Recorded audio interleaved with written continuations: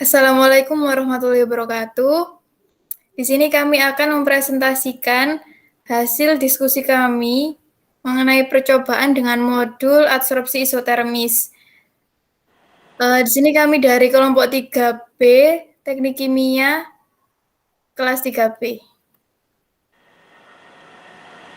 Berikut merupakan anggota kelompok dari kelompok 3B. Dengan saya, Dian Pratiwi, NIM 19. Saya Dian Noviana, NIM 16. Saya Desi Dena Saputri, NIM 17. Saya Devi Oktasari, NIM 18. Berikut adalah latar belakang dari modul adsorpsi isotermis. Adsorpsi adalah terserapnya suatu zat atau molekul atau ion pada permukaan adsorben. Mekanisme adsorpsi digambarkan sebagai proses di mana molekul yang semula ada pada larutan menempel pada permukaan zat adsorben secara fisika. Suatu molekul dapat teradsorpsi jika gaya adhesi antara molekul adsorbat dengan molekul adsorben lebih besar dibanding dengan gaya kohesi pada masing-masing molekul. Adsorpsi dapat terjadi di antara dua fase seperti antara fase cair padat, fase padat gas, dan antara fase gas cair.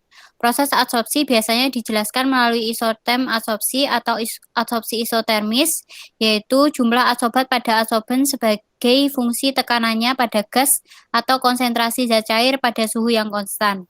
Adsorpsi isotermis adalah isotermis semi-empiris dengan basis kinetik dan diturunkan berdasarkan statistik termodinamika. Adsorpsi isotermis adalah persamaan isotermis yang paling umum untuk digunakan karena bentuknya yang sederhana. Tujuan dari praktikum ini yaitu untuk mengetahui perbedaan hasil adsorpsi larutan asam asetat dengan konsentrasi yang berbeda-beda dengan menerapkan metode pengenceran. Berikut ini merupakan alat dan bahan yang digunakan dalam praktikum adsorpsi. Yang pertama, gelas plastik, saringan, sendok, fluid, dan bahan yang digunakan yaitu buah naga, karbon aktif, air bersih, asam cuka, larutan baking soda jenuh. Berikut merupakan prosedur dari percobaan adsorpsi isotermis yang diawali dengan standarisasi asam asetat. Yang pertama yaitu diambil asam asetat atau asam cuka sebanyak 20 ml dan air bersih sebanyak 60 ml. Kemudian diambil dan dipindahkan ke gelas lain sebanyak 10 ml. Selanjutnya ditambahkan 4 tetes indikator buah naga, kemudian dititrasi dengan larutan natrium bikarbonat jenuh dan mendapatkan volume natrium bikarbonat jenuh sebesar 24,8 ml. Prosedur yang kedua yaitu adsorpsi pada variabel pertama, yaitu dimasukkan larutan asam asetat sebanyak 20 ml ke dalam gelas, kemudian ditambahkan karbon aktif sebanyak 3 gram, selanjutnya diaduk selama 3 kali 5 menit dengan berhenti sejenak pada tiap 5 menit, kemudian disaring dan diambil filtratnya saja. Selanjutnya ditambahkan 4 tetes indikator buah naga, dan yang terakhir dititrasi dengan larutan natrium bikarbonat jenuh dengan membutuhkan larutan natrium bikarbonat jenuh sebanyak 20 ml. Prosedur selanjutnya yaitu adsorpsi variabel kedua yang diawali dengan memasukkan larutan asam asetat sebanyak 10 ml ke dalam gelas, kemudian ditambahkan air bersih sebanyak 10 ml, lalu ditambahkan karbon aktif sebanyak 3 gram, dan diaduk selama 3 kali 5 menit dengan berhenti sejenak pada tiap 5 menit pengadukan, kemudian disaring dan diambil filtratnya saja, kemudian ditambahkan 4 tetes indikator buah naga, dan yang terakhir dititrasi dengan larutan natrium bikarbonat jenuh yang membutuhkan sebanyak 18,2 ml. Prosedur yang terakhir yaitu adsorpsi variabel ketiga yang diawali dengan memasukkan larutan asam asetat sebanyak 5 ml ke dalam gelas, kemudian ditambahkan air bersih sebanyak 15 ml, selanjutnya ditambahkan karbon aktif sebanyak 3 gram, kemudian diaduk selama 3 kali 5 menit dengan berhenti sejenak pada tiap 5 menit pengadukan, kemudian disaring dan diambil filtratnya saja, lalu ditambahkan 4 tetes indikator buah naga, dan yang terakhir dititrasi dengan larutan natrium bikarbonat jenuh yang membutuhkan sebanyak 7 ml. Berikut merupakan appendix yang didapatkan dari percobaan adsorpsi isotermis. Yang pertama yaitu molalitas asam cuka. Didapatkan sebesar 1,736 molar. Yang kedua, molalitas asam cuka setelah diencerkan. Pada variabel 2 didapatkan sebesar 0,868 M. Pada variabel ketiga didapatkan sebesar 0,434 M. Kemudian yang ketiga, didapatkan gram terlarut dari asam cuka untuk masing-masing variabel. Pada variabel pertama, massa cuka sebesar 10,416 gram. Pada variabel kedua sebesar 5,208 gram. Dan pada variabel ketiga sebanyak 2,604 gram.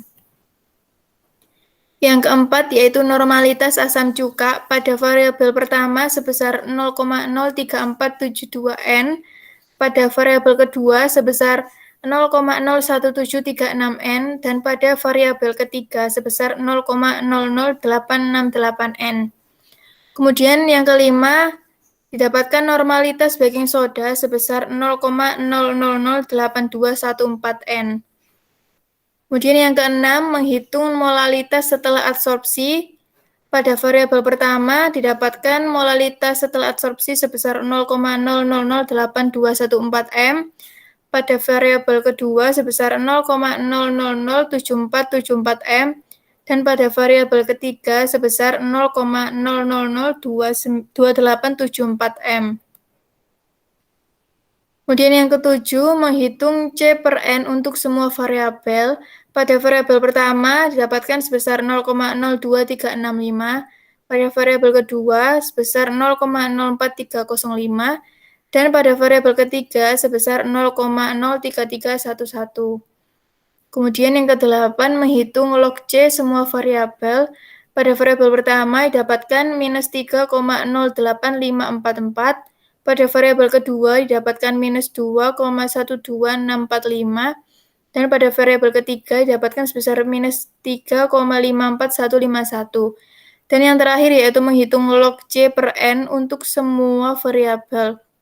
Pada variabel pertama didapatkan sebesar minus 1,62617, pada variabel kedua didapatkan sebesar minus 1,36602, dan pada variabel ketiga didapatkan minus 1,48004. Berikut ini merupakan grafik perbandingan antara C dan N.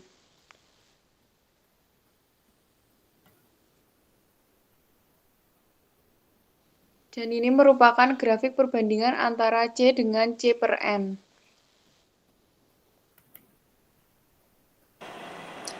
Berikut merupakan kesimpulan dari hasil praktikum adsorpsi isotermis.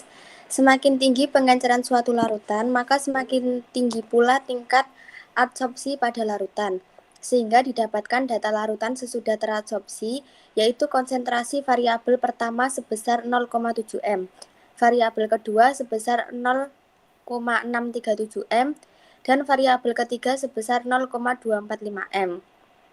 Selain konsentrasi, juga didapatkan hasil mol larutan sesudah diadsorpsi, yaitu pada variabel pertama sebesar 14 mol, pada variabel kedua sebesar 6,37 mol, dan pada variabel ketiga sebesar 1,225 mol. Sehingga mol yang terabsorpsi pada variabel pertama sebesar min 8,354 mol, pada variabel kedua sebesar min 4,958 mol, dan pada variabel ketiga sebesar min 0,8725 mol.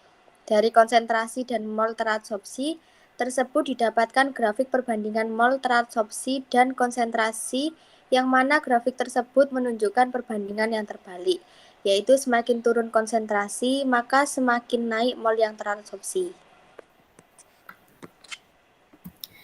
Baik, sekian presentasi dari kelompok kami. Kurang lebihnya mohon maaf. Wassalamualaikum warahmatullahi wabarakatuh.